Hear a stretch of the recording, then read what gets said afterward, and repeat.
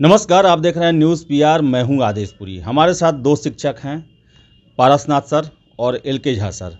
आपको बता दें कि दोनों सर जो हैं वो बीपीएससी की तैयारी कराते हैं और बिहार के शायद ही कोई ऐसा ज़िला हो और कोई विभाग हो जहां इनके पढ़ाए हुए शिष्य जो हैं वहां अधिकारी ना हो। तो आज सर लोग से बात करेंगे 66वीं मेंस परीक्षा को लेकर, जिसका पीटी परीक्षा हो गया, कल आंसर शीट भी जारी कर दिया गया है। सबसे पहले बात करेंगे हम पारसनाथ सर से, जो कि LSW यानी कि लेबर एंड सोशल वेलफेयर का क्लास कराते हैं। बहुत फेमस टीचर हैं बिहार के। सर बहुत बहुत धन्यवाद आप जुड़ने के लिए। सर धन्यवाद।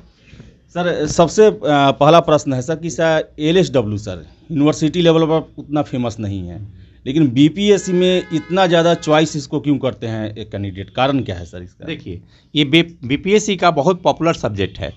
इसके पीछे कारण ये है कि इसमें लेबर लॉ, जो दिन रात लोग जानते हैं उस कानून के बारे में, वही पढ़ना रहता है। साथ ही सोशल प्रॉब्लम, सामाजिक समस्याएं जितनी होती है, गरीबी, बेरोजगारी, भिक्षावृत्ति, वेश्यावृत्ति इत्यादि के बारे में अध्ययन करना होता है।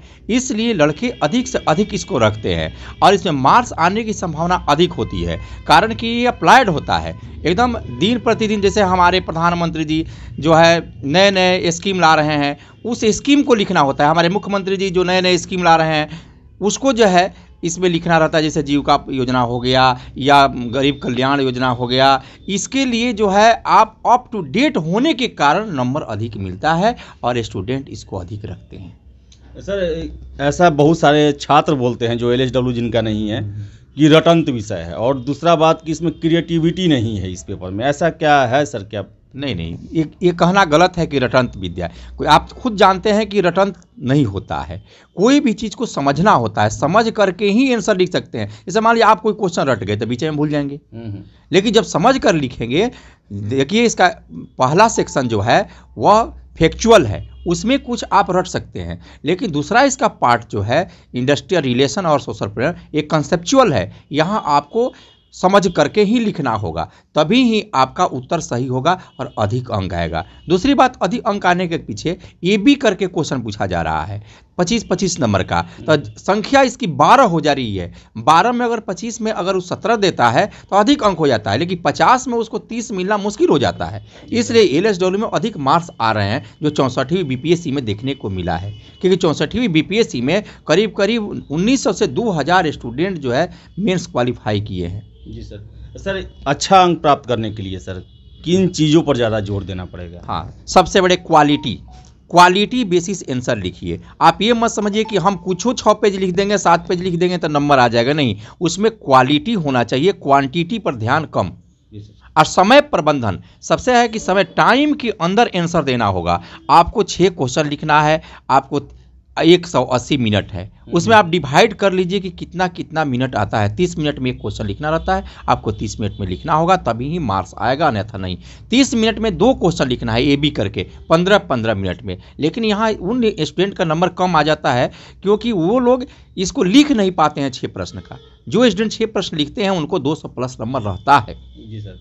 सर जैसे वैसे छात्र जो गरीब हैं या फिर पटना में नहीं हैं, उनके लिए सर क्या सर आपकी तरफ से कोई सहायता देते हैं या फिर कैसे आपके जान सकते हैं? हाँ, देखिए, गरीब छात्रों के लिए मेरे यहाँ बहुत अच्छा मैंने यहाँ पर हम व्यवस्था रखे हैं। वो या करके यहाँ सिर्फ अपना खर्च सिर्फ खाना का, भोजन का करते हैं, तो मेरे यहाँ फ्री में पढ़ते हैं। दूसरी बात, अगर वो भी उनके पास नहीं है तो अपने जिला में रहकर मेरी बुक चलती है LSW की, उस LSW की और नोट्स भी मिलता है, उसको पढ़ करके आप पास कर सकते हैं। मेरा गेस मंगा लेंगे, गेस लड़ जाता है हो बहू, और उसको याद करके आप लिख सकते हैं और परीक्षा में सफल हो सकते हैं। ऐसे हम बहुत सैकड़ों लड़कों को देखे हैं कि जो नोट्स पढ़ करके भी पास किया है। या मेरे यहाँ से ऑनलाइन क्लासेस उपलब्ध है, और कोई गरीब लड़का है चाहता है कि ऑनलाइन क्लास करने को और उसके पास पैसा नहीं है तो हम उसको फ्री भी ऑनलाइन क्लास कराते हैं। सर एक और मेरा प्रश्न है जो कि बहुत सारे छात्र जानना चाहते हैं कि बीपीएससी परीक्षा में क्या पेज भरने पर भी नंबर मिलता है कि कोई जवाब इतना पेज में ही होना चाहिए, ज़्यादा पेज लिखने से ज़्यादा नंबर मिलता है, और मीडियम का भी असर पड़ता है क्या? इंग्लिश मीडियम में अच्छा स्कोर आता है क्या? नहीं नहीं, ये बिल्कुल गलत है कि आप पेज भर देंगे तो आपको नंबर मिलेगा। नहीं, ये पहला प्रश्न आपका है, ये बिल्कुल गलत है। आपको क्वालिटी विशेष देना पड़ेगा।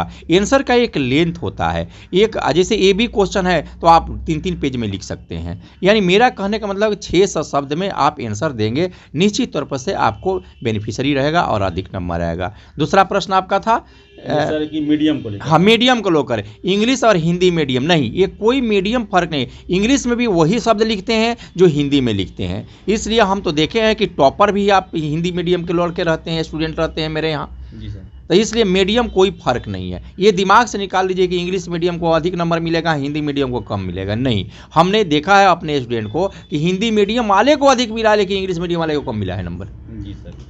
तो ये थे पारसनाथ सर, हमारे साथ हैं एल.के. झा सर। इनसे जानेंगे स्टैट को लेकर। स्टैट के बारे में आपको बता दें कि स्टैट के बारे में यही कहा जाता है कि आप ऑप्शनल जीएस कितना भी अच्छा लिखे, अगर आपने स्टैट के प्रश्न नहीं किए तो आपका चयन होने का चांस न के बराबर होता है। सर से ही बात करते हैं। सर, कितना अहम है स्टैट बीपीएससी की मेंस परीक्षा के लिए? मेंस परीक्षा में तो ये बहुत अहम हो जाता है, क्योंकि जैसा कि हम लोग जानते हैं कि पेपर 1 का ये सेक्शन 3 है। जी सर। तो पेपर 1 से हिस्ट्री हो गया, 3 क्वेश्चन लिखना रहता है 114 मार्क्स का। फिर सेक्शन 2 में जो हो गया सो आपको करंट लिखना होता है 114 नंबर का। और उसके बाद जो है सो आपको स्टैटिक्स और डीआई का पार्ट आ जाता है, जिसमें 4 क्वेश्चन में 2 क्वेश्चन बनाना रहता है। जी सर। तो इस पार्ट में है कि आप 72 में 72 ला सकते हैं। जी सर। अच्छा सर, वैसे बहुत सारे लोग ये भी कहते हैं जो रेलवे और बैंकिंग एसएससी की तैयारी करते हैं कि स्टेट में तो क्या है, वो तो मैथ आता है, क्या वही स्टाइल अपनाया जाता है या फिर इसमें जो बनाने का पैटर्न है वो बदल जाता है? देखिए, मेंस जो है सो लिखने पर आधारित है। जी सर। तो इसमें क्वेश्चन को जो कहता है वो निकालना पड़ता है। अंत में प्रतिशत, रेशियो, अनुपात, औसत, प्रॉफिट लॉस, इसका प्रयोग करके उसके आंसर को विश्लेषण किया जाता है। जी सर। तो इसलिए यदि वो ऑब्जेक्टिव बनाना अलग प्रक्रिया है और मेंस में तो लिखने की कला पर है, उसको कैसे करते हैं। तो इसलिए यहाँ लिखना बहुत अहम हो जाता है। तो बैंक रेलवे का अलग है और ये इसमें बीपीएससी में जो है सो अलग हो जाता है। इसलिए उसके लिए हमारा दो बुक है, वॉल्यूम 1 और वॉल्यूम 2। उसका यदि उपयोग करते हैं तो उनको 72 में 72 आने की पूरी संभावना होती है। सर, टाइम का प्रॉब्लम सर, क्योंकि बहुत सारे छात्र जो मेरे साथ भी एग्जाम दिए उनका कहना है कि चूंकि टाइम बहुत ज़्यादा लगता है, इसके कारण एक क्वेश्चन छूट जाता है। उसके मैनेजमेंट के लिए क्या करना चाहिए और क्या उसके लिए उपाय है? देखिए, टाइम मैनेजमेंट के लिए 2 कारण है। एक कारण है कि क्वेश्चन का चुनाव, और 2 कारण है कि हमारा एक अपना मेथड इजाद किया हुआ है कि कम समय में क्वेश्चन को कैसे बनाना है। तो यदि लड़के उस मेथड को सीख जाते हैं तो कम समय, आधा घंटा, 35 मिनट, 40 मिनट तक में लड़के 2 क्वेश्चन कर लेते हैं। जी सर। लेकिन लिख करके करने में एक ही पार्ट में कभी कभी देखा गया कि 6 पार्ट, 7 पार्ट, कभी 4 पार्ट, तो इस तरह से आता है। तो यदि एक ही क्वेश्चन के अंदर में ज़्यादा पार्ट दे दिया जाता है तब तो फिर उसको लिखने में परेशानी होता है। लेकिन मेरा जो मेथड जो बताते हैं उस मेथड का यदि प्रयोग करें तो कम समय में उसको लिख सकता है। सर, वैसे छात्र जो कि आर्ट्स बैकग्राउंड से हैं, फिर से उन्होंने बहुत पहले मैट्रिक परीक्षा दिया, उसके बाद से मैथ नहीं बनाए, उनको सर अगर मेंस उनका होता है तो कितना समय कम से कम लगेगा उनको स्टैट के लायक बनने के लिए?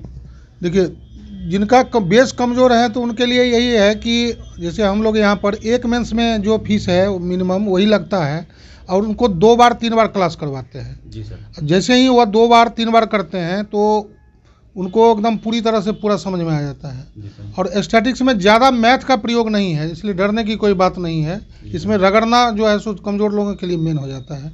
इसलिए 2 बार 3 बार जब क्लास करवा देते हैं तो वो जो है सो 72 नंबर के लिए तैयार हो जाते हैं। सर, ये बताइए कि बहुत सारे लोग हमको कमेंट भी किए हैं कि स्टैट का मतलब डीआई सिर्फ है या फिर वो बनाना, वृत्त चार्ट बनाना, पाई चार्ट बनाना, ये सब भी होता है उसमें? देखिए, 48 से 52वीं या उससे पहले का जो ट्रेंड था थोड़ा अलग था। जी सर। अभी वर्तमान समय में जो डीआई मतलब डाटा इंटरप्रिटेशन, जिसमें जो टेबल बना हुआ रहेगा, पाई चार्ट बना हुआ रहेगा, ग्राफ बना हुआ रहेगा, डायग्राम बना हुआ रहेगा, उसके आधार पर विश्लेषण करना होता है। तो विश्लेषण में 4 ही प्रोसेस का इस्तेमाल करना होता है: percentage, ratio, profit and loss और एवरेज। इस चारों पर कमांड होगा। इसलिए यहाँ पर जो मैथ में जो प्रोसेस है वो नहीं करके यहाँ व्यवहारिक एप्लीकेशन को अप्लाई करना पड़ता है। जी सर। इसीलिए ये 4 चीज़ को जो व्यवहारिक एप्लीकेशन पर आधारित जो हम लोग क्लास में करवाते हैं उतने ही चीज़ का बार बार प्रयोग होता है और वो लड़का सीख जाता है। जी सर।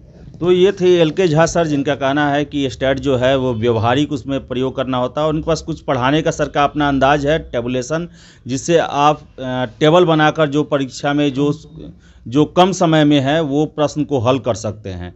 और हमारे साथ थे पारसनाथ सर, जिन्होंने बताया labour and social welfare subject LSW, जो कि सबसे फेवरेट सब्जेक्ट है बिहार में, उसके बारे में कि कैसे उससे अच्छा अंक प्राप्त कर सकते हैं और कितना ये अहम है BPSC पास करने के लिए सब्जेक्ट।